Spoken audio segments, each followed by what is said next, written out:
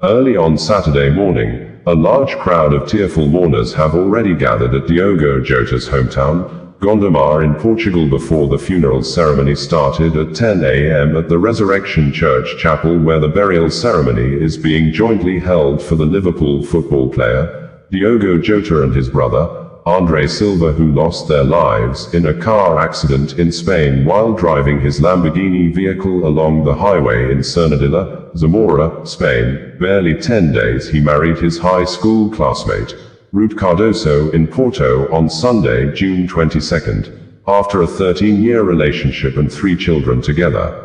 Local media and residents at the funeral ceremony reported that the players and technical staff of Liverpool have already arrived at the Resurrection Chapel in Gondomar for the funeral of the Liverpool forward, Diogo Jota, and his brother, Silva. The Liverpool squad, as seen in early videos and photographs from the funeral led by Virgil van Dijk and Andy Robertson, have arrived in Gondomar as Virgil van Dijk carries flower design of number 20 for Diogo Jota and Andy Robertson carries the number 30 for Diogo's brother, Silva. Hundreds of mourners lined the streets of Gondomar to pay their final respects to fallen Liverpool star Diogo Jota at the city's chapel. Newly appointed manager Arne Slot was also among those in attendance, leading the group as they approached the church. Reuters had on Friday reported that hundreds of residents of Gondomar in northern Portugal filed past the bodies of former Liverpool footballer Diogo Jota and his brother Silva at a chapel in their hometown on Friday, after the deaths in a car crash in Spain. Adding, at an earlier private wake, Prime Minister Luís Montenegro, FC Porto President André Villas-Boas, Portuguese Football Federation President Pedro Proença, and Jota's longtime agent Jorge Mendes joined the brothers' family, including Jota's wife Rute Cardoso, who had married the footballer just weeks earlier. Cristiano Ronaldo, who Liverpool authorities said would not be attending the funeral ceremony, had on Thursday in a tweet sympathized with the bereaved and said, "It doesn't make sense.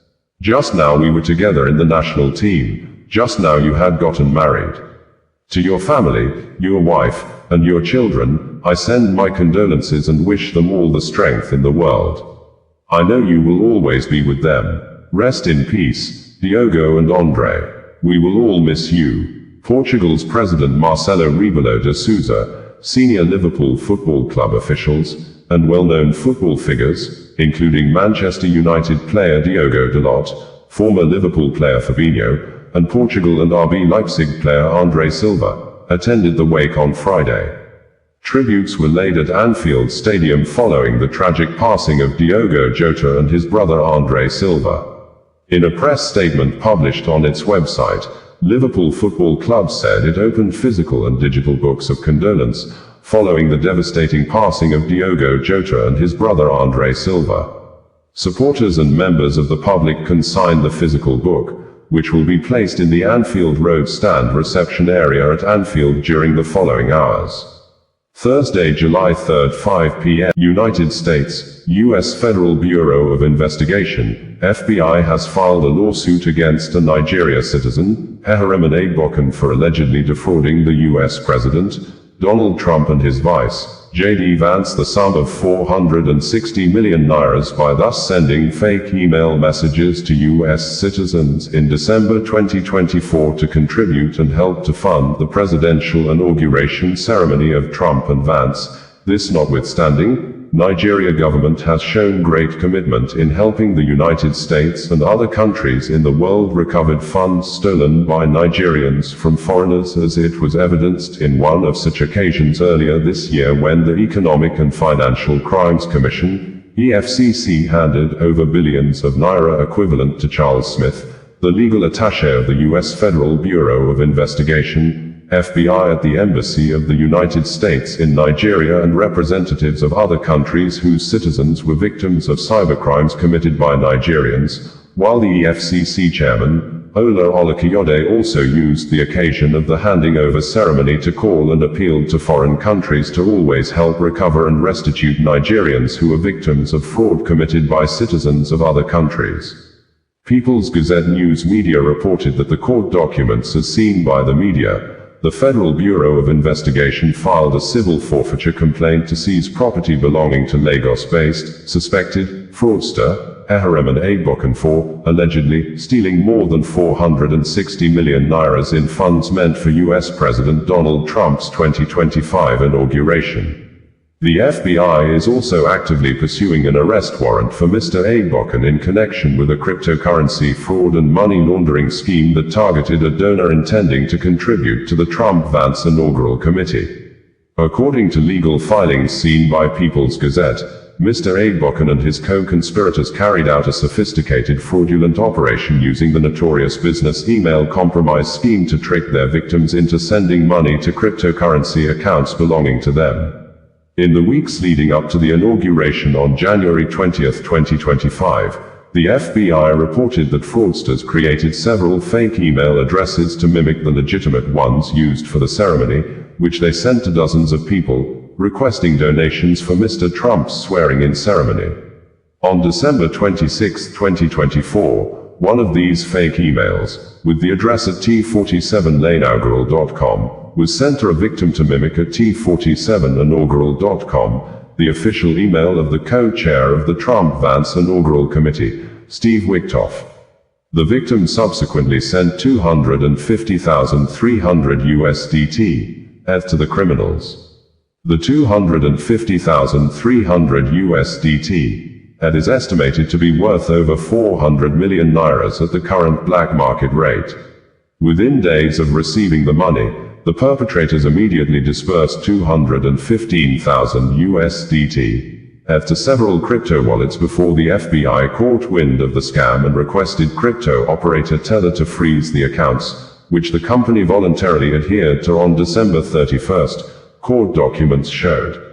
Following the scam, Nigeria President Bola Ahmed Tinubu has joined millions of sports lovers in Nigeria and across the globe to mourn the death of ex-Super Eagles iconic goalkeeper, Peter Rufai, fondly called Dodomayana, with the president describing the football legend as a great patriotic citizen who hailed from a royal family and brushed aside the glamour and privileges of a royal family to become one of the first set of professional football players in Nigeria and one of the patriotic sportsmen who wrote the names in gold in the annals of sports in Nigeria and Africa continent in general.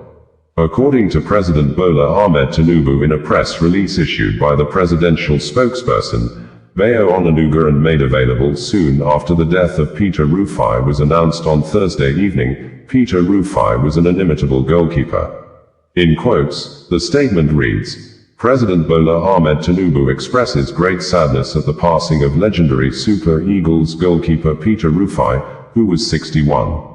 The president condoles with the Rufai family, friends, and football enthusiasts on the demise of the inimitable goalkeeper fondly called Dodomayana by his numerous fans and football lovers all over Nigeria.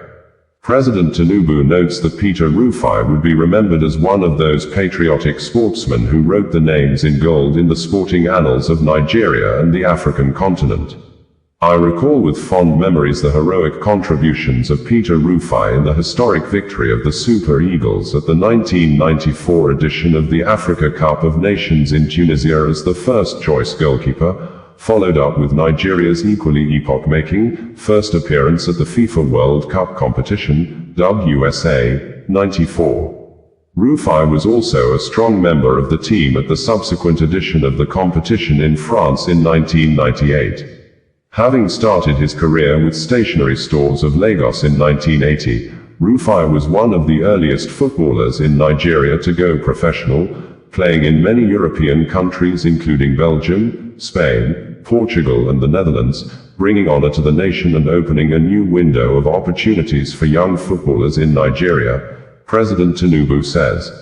After he retired from active football, Peter, a prince of the royal house in Adimu, Lagos, set up the Starroof Football Academy, where he continued to inspire, mentor and nurture young footballers. President Tinubu prays for comfort for all who mourn Rufai's loss and for the repose of Rufai Su. July 3, 2025 was more or less like a Black Thursday for football lovers across the globe as the death of the Nigerian legend comes as a dark day for the global football community, It also coincided with the sudden passing of a Portugal-born Liverpool forward, Diogo Jota, who died in a car crash in Spain alongside his brother.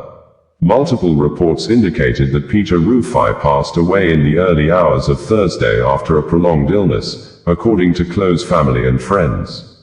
A post on the official Super Eagles X page also confirmed the death. Forever in our hearts, Dodo Mayana. We mourn the passing of legendary Super Eagles goalkeeper, Peter Rufai, a giant of Nigerian football and a 1994 AFCON champion. Osazuwa Connedo, bringing you the news in a more digital way.